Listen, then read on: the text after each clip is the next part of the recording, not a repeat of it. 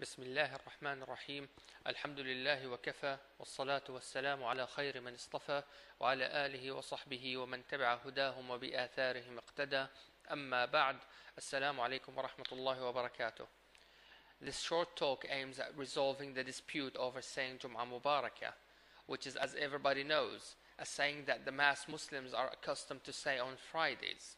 Now, unfortunately, we all have witnessed the big fuss made about this act, which has been fought aggressively on the internet because it has been declassified as innovation. However, it was much of a surprise for me to find out that most of those who address and discuss this issue on the internet happen to be lay people who happen to have read or heard a fatwa which they took and then rushed immediately to their computers and laptops to either write a long article refuting this practice, or even worse, record a video clip to publish online in order to show the world what they have discovered. Obviously, I do not question the intention of those people, as only Allah knows what they conceal in their hearts, and so I only assume the good in them. However, at the same time, their actions cannot be justified, and so they are not excused for their mistakes, because these people seem to forget the fact that they are in no position to defend or even refute scholarly views. Why? Because of one simple fact, that is, they are unqualified to do so.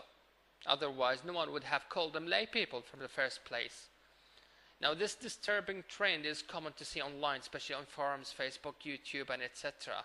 People really need to understand that the only person entitled to defend or refute a scholarly view is a person who acquired the required means and knowledge. And obviously, this cannot be based on reading of some chapters and articles or attending some courses or lectures. I hope what I have said so far does not give the impression that I'm against spreading the knowledge that a lay person may learn from such mediums. On the contrary, I do support who like to spread what they have learned, but that is only when the use method and approach are correct. Now, you may ask, how can a lay person spread knowledge if he is unqualified to handle knowledge?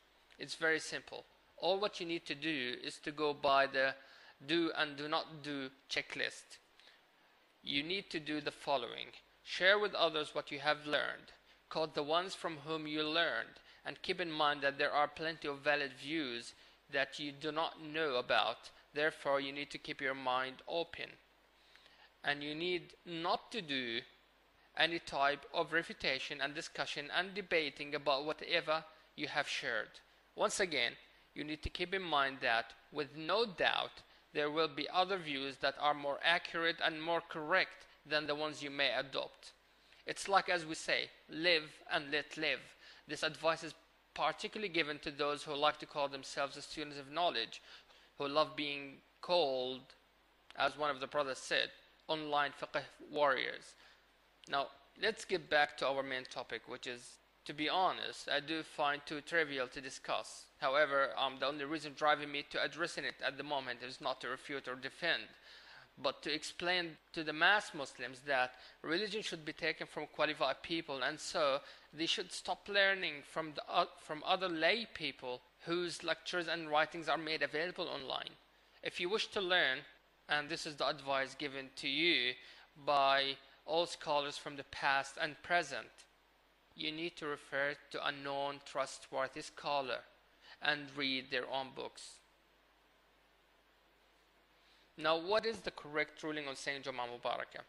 I find it very important first to explain the view of the mashayikh who declared this act as innovation, because those lay people who spread this information and decided on their own to spread this view do not seem to understand the statements made of these mashayikh. Now, if we read carefully the fatwa issued by the Sheikh Abdullah al-Faqih and Sheikh Abdurrahman al-Suhaim, we will find out that both of them did not object to the saying itself. Rather, they acknowledged the fact that such a statement, or better to say dua, is a preferable act. So, according to them, saying Jummah Mubarakah is a preferable dua that should be said. However, they explained that practicing this statement on regular basis, while such act is not believed to be a sunnah, is what makes it an innovation. So let's clear this up. The two mashayikh, may Allah preserve them, declare clearly that there's nothing wrong in the act itself, which is saying Jummah Mubarakah. However, the only issue that they have with this saying is that it's been being practiced on regular basis, which means on every Friday. Now that is why they call it an innovation. Now the two mashayikh, may Allah preserve them, however, seem to have overlooked the fact that what they stated does not qualify the act to be an innovation, but rather listed under the category of additional innovation, which is a defined terminology that many recent mashayikh fail to understand properly. Having said that, based on this classification and reasoning used by the two mashayikh, to say Jum'ah Mubarakah on some Fridays and not saying it on some other Fridays would make it permissible and just fine. Now, the fatwa of the Sheikh Salih al-Fawzan, on the other hand, came out more cautious and careful in selecting the words, so he sufficed by advising people not to do what has not been practiced by the Prophet and his companions. I must admit though, this statement shows the good understanding he has for the method of early scholars when dealing with these kind of issues. Now, far from knowledge-based discussion, there are another two arguments that lay people often throw at others just to fashion the view that saying Jummah Mubarak is an innovation. Now, definitely I will comment on each one accordingly. Now, the first argument that they throw at your face is, well, neither the Prophet nor his companions ever practiced such saying on Fridays, so if it has any goodness, they would have been the first people to rush to it. Now, my comment on this statement that the use of this argument is it's not only taken out of context, but also applies wrongly. This is because the concept is used to identify whether such act is prescribed in religion or not. Therefore, it has nothing to do with whether the act is being permissible or not. For instance, it is the custom of some people to say to the traveler who returns home safe, "All praise is due to Allah for returning you home well and safe." And people would always say to the family of the deceased, "May this be the last calamity to befall you," which neither statements have ever been practiced by the Prophet or even his companions. But still, no scholar would ever say this is an innovation.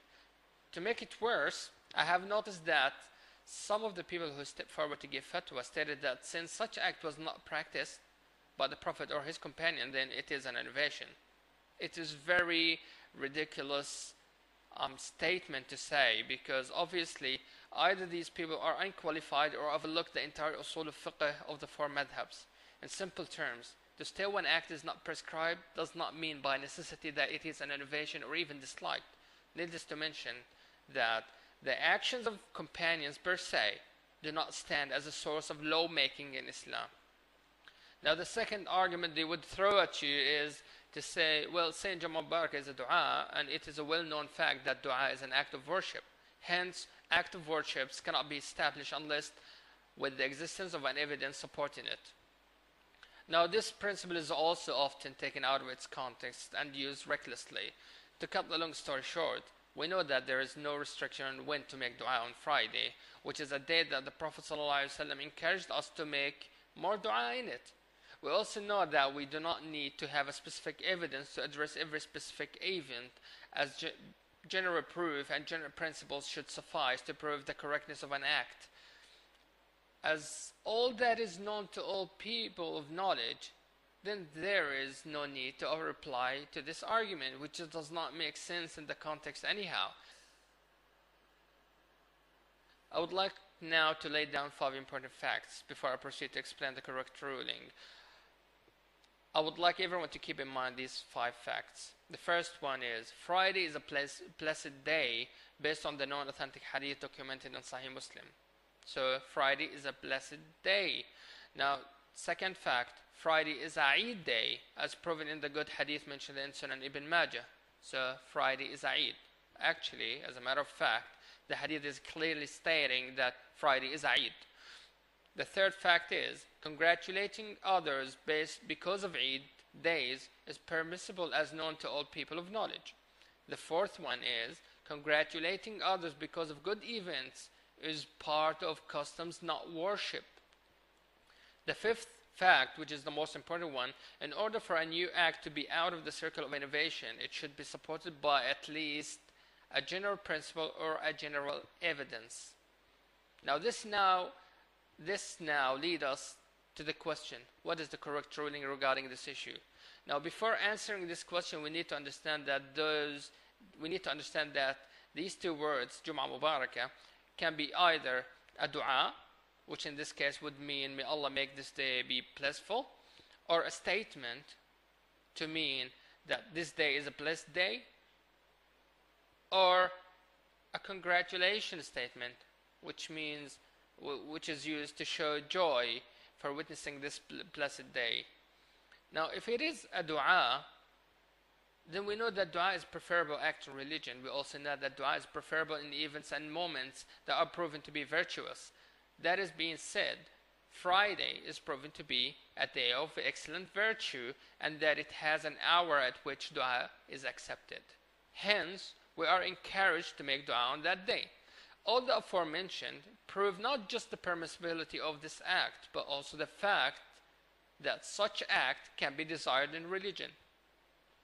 If we assume that this saying is just a mere statement, then this means it is used to remind others about the virtue of the day. So it has no relevance to the concept of innovation or whatsoever. Because of that, the ruling over this statement would be permissible. Now if we consider this saying as a form of congratulation, then we know that it is permissible to do so in Eid.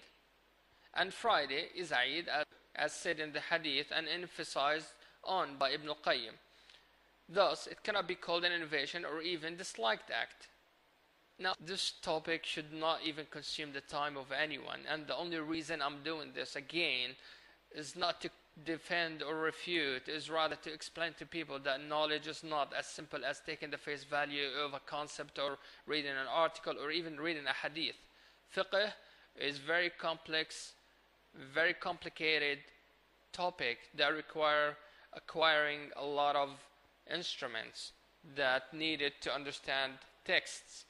Now before people start to badge me with their sectarian labels and call me Wahhabi or Sufi or Ash'ari or Salafi or whatsoever, I will save everyone the effort by letting them not reap sins because of me. However, as I know the ones who will be upset about this issue now is some of our brothers who like to call themselves Salafi, and I purposely mentioned some because I know that the real Salafi ones, they would never object to what I have said. I would like all of you to disregard all what I have said before and just heed for the words of Sheikh Ibn Uthaymeen rahimahullah, whom I believe was one of the best jurists of our time. He said, and I'm quoting him, "Congratulating people because of Eid is permissible, and there is no specific format for saying this congratulation. Hence, whatever people are accustomed to say in such occasions is fine, providing there is nothing sinful in what they say." End of quote. He said in another place, and I'm quoting him again, "Congratulating others because of Eid was practiced by some companions. However, even if we assume that this was never practiced by them, this practice has become today from the normal customs of people who now congratulate each other for witnessing the Eid, or for completing the fasting, or for even completing the praying the Qiyam."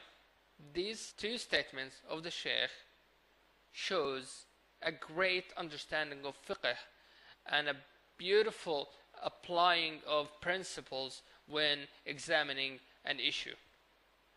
I hope what I have said suffices, and I hope what I have said clarified the entire issue.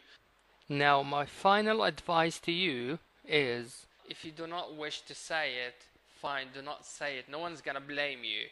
But if you find people saying it, you have as well to respect the fact that there is a strong valid view that says it is fine, and another strong valid view that says it's preferable. So live and let live.